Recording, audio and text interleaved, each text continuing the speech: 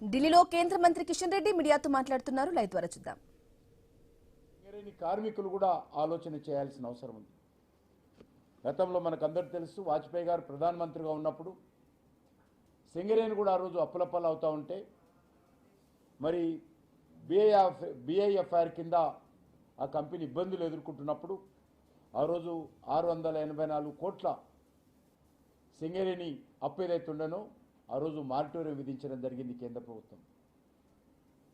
అంతేకాకుండా 525 కోట్ల రూపాయలు మరి ఆ రోజు ఆర్థిక సహకారం కూడా సింగరేణిని నిలబెట్టాలని కేంద్ర ప్రభుత్వం అందించిన విషయాన్ని కూడా మనం చేస్తా ఉన్నాం. కాబట్టి ఒక సమైక్య స్ఫూర్తితో కేంద్ర ప్రభుత్వం 49%, తెలంగాణ ప్రభుత్వము 51% నేపథ్యంలో ఈ పరిశ్రమ కొనసాగుతూ ఉంది. మరి 2014లో సుప్రీంకోర్టు జడ్జిమెంట్ ఆధారంగా కోల్ బ్లాక్స్ అన్ని కూడా సుప్రీంకోర్టు రద్దు చేసి పారదర్శకతతో, ట్రాన్స్పరెన్సీతో వేలంపాటలో బొగ్గు బావులు అలాట్ చేయాలని ఆదేశించిన విషయం మనకందరికీ తెలుసు. కానీ దురదృష్టము, అదే సమయంలో అధికారంలోకి వచ్చినటువంటి కేసీఆర్ వింత ప్రవర్తనలతో, మొండి వైఖరితో సింగరేణి వ్యతిరేక విధానాలు అవలంబిస్తూ దేశంలో అన్ని రాష్ట్రాల పిఎస్సీలు కానీ కేంద్ర ప్రభుత్వ పిఎస్సీలు కానీ వేలంపాటలో పాల్గొని బొగ్గు గనులు తీసుకుంటున్నప్పుడు సింగరేణి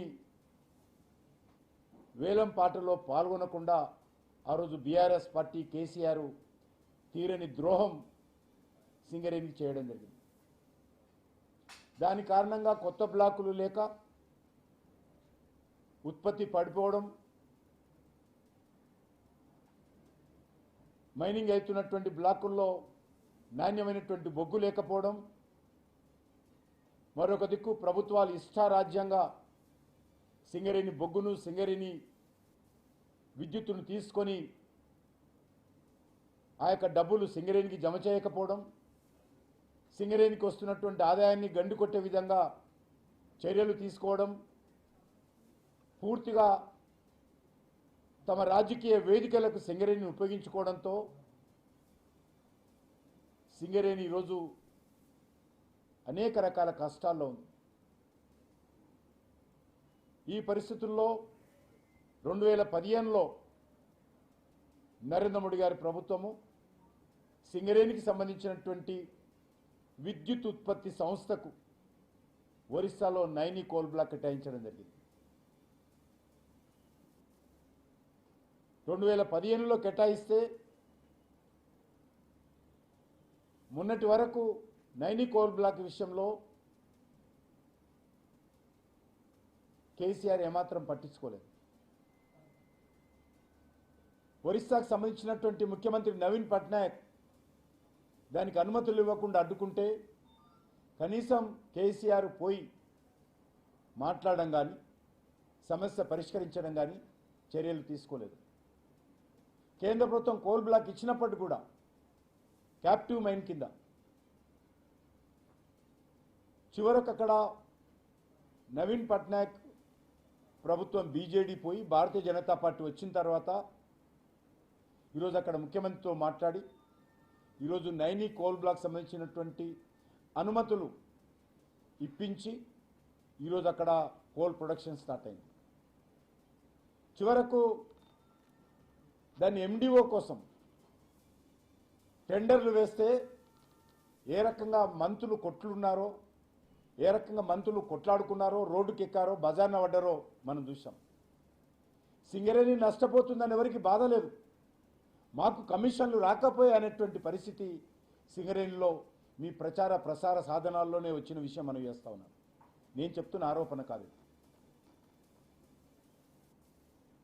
చివరకు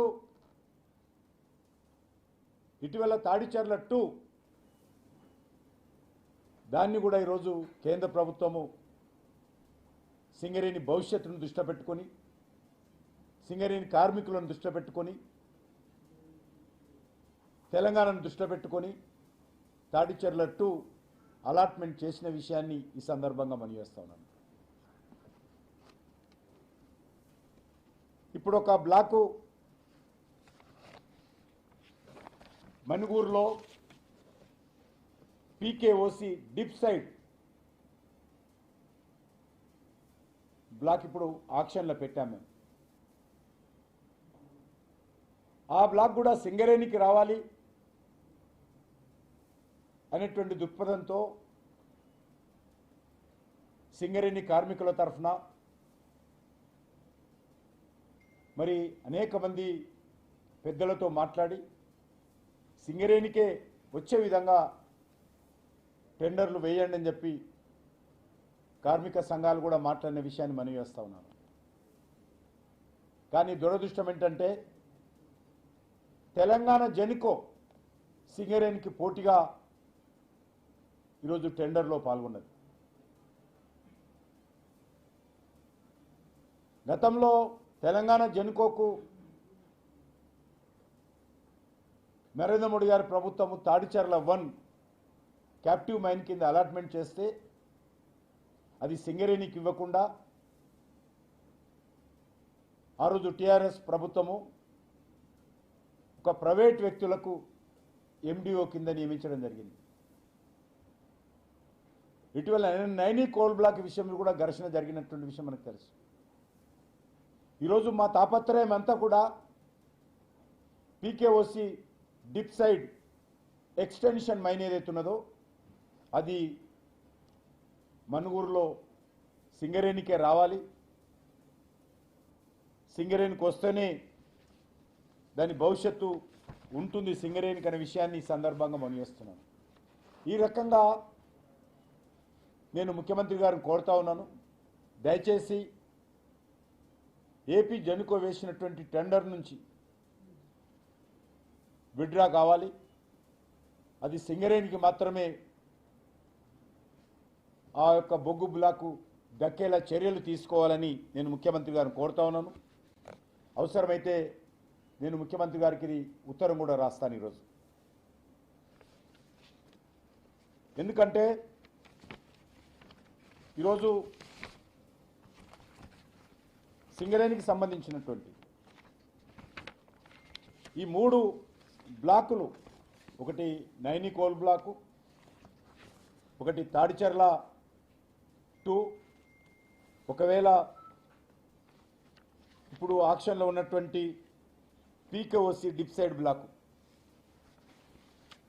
ఈ 3 కూడా సింగరేణికి లాభం చేకూర్చేటువంటి విషయంలో నేను మీ అందరికీ మనవి చేస్తా ఉన్నాను. ఎందుకంటే ఈరోజు ఈ 3 బ్లాకుల ద్వారా సుమారు 6500 మందికి ఉపాధి అవకాశాలు పెరుగుతాయి. సుమారు 830 మెట్రిక్ టన్నుల కోలు, 830 మెట్రిక్ టన్నుల కోలు సింగరేణికి ఉత్పత్తి అవుతుంది. ఒక బ్లాకు 50 సంవత్సరాలు, ఒకటి 35, ఇప్పుడు పీకేఓసి 20 సంవత్సరాల వరకు మైనింగ్ అవకాశం ఉంటుంది. నైనీ కోల్ బ్లాక్ ద్వారా 340 మెట్రిక్ టన్నులు, తాడిచెర్ల 2 ద్వారా 340 మెట్రిక్ టన్నులు,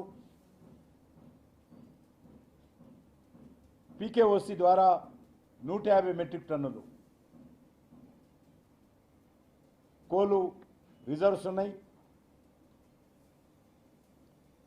ఈ 3 కోల్ బ్లాక్స్ ద్వారా సుమారు 1,95,000 రూపాయల 1,95,000 కోట్ల రూపాయలకు సంబంధించినటువంటి టర్నోవర్ సింగరేణికి లభిస్తుంది. రాష్ట్ర ప్రభుత్వానికి కూడా సుమారు 40,000 కోట్ల రూపాయల ఆదాయము రాష్ట్ర ప్రభుత్వానికి కూడా ఈ 3 బ్లాకుల ద్వారా వచ్చేటువంటి అవకాశం ఉంది. కాబట్టి దీన్ని దృష్టిలో పెట్టుకొని నేను ముఖ్యమంత్రి గారిని కోరుతా ఉన్నాను, అది సింగరేణికి చెందే విధంగా చర్యలు తీసుకోవాలి. మన రాష్ట్ర ప్రభుత్వంలో భాగమైనటువంటి జెన్కో దానికి పోటీ పడకూడదు, అది బ్లాక్ తీసుకోకూడదు. తీసుకున్నట్లయితే సింగరేణికి అన్యాయం జరుగుతుంది. మళ్ళీ ఆ బ్లాక్కు ఎండిఓని ఎవరు అపాయింట్మెంట్ చేయాలి, మళ్ళీ గొడవలు వస్తాయి. అదే సింగరేణికుంటే ఏ రకమైనటువంటి గొడవలు ఉండవు. సింగరేణి కార్మికులే కష్టపడి మైనింగ్ చేస్తారు కాబట్టి అది సింగరేణికే ఉండే విధంగా చర్యలు తీసుకోవాల్సిందిగా కూడా నేను ముఖ్యమంత్రి గారిని ఈ సందర్భంగా కోరుతూ, దానికి సంబంధించినటువంటి ఉత్తరం నేను ముఖ్యమంత్రి గారికి రేపు రాయాలని నిర్ణయించాలని చెప్పి మనం చేస్తా ఉన్నాను. ఈరోజు మనకందరికీ తెలుసు, కేంద్ర ప్రభుత్వము మరి ఏ రకంగా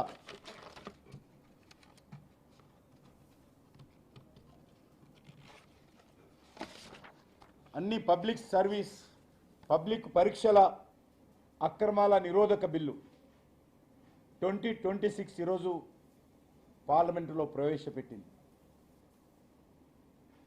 మొన్న శుక్రవారం రోజు కేబినెట్ ఆమోదించడం జరిగింది.